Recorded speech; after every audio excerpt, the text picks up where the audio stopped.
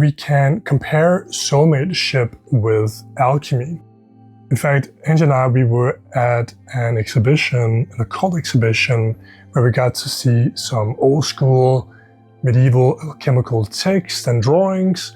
And what you'll find in these artworks is an emphasis on the unity between the masculine and the feminine, what they call the Hieros Gamos, the holy marriage. Because alchemy is an internal process, right? You are your own laboratory. So this unity is really a unity between your inner masculine and your inner feminine, your soul and your soul, as the alchemists used to call it.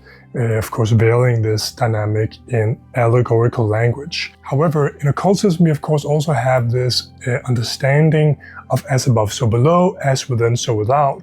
So once you attain something either internally or externally, it will sort of mirror back into its opposite.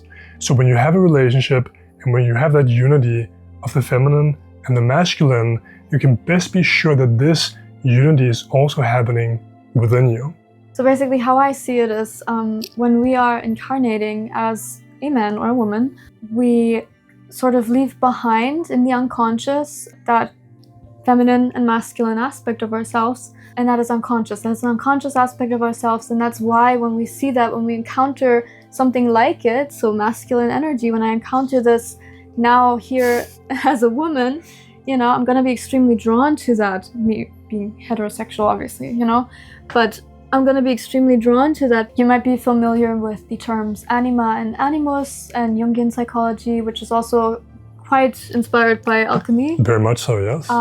You know, those unconscious male or female aspects of ourselves, of our psyche. That's why we find that so attractive when we encounter it. Opposites attract, right? Yeah. And again, we also see this in homosexual, same-sex relationships as well.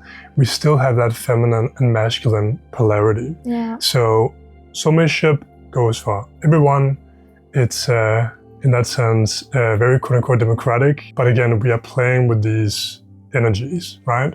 With the masculine and feminine energies.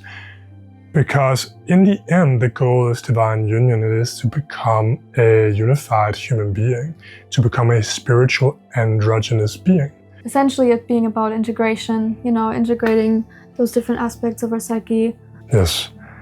And without further ado, shall we jump into the steps Yes. of finding your soulmate? Yes.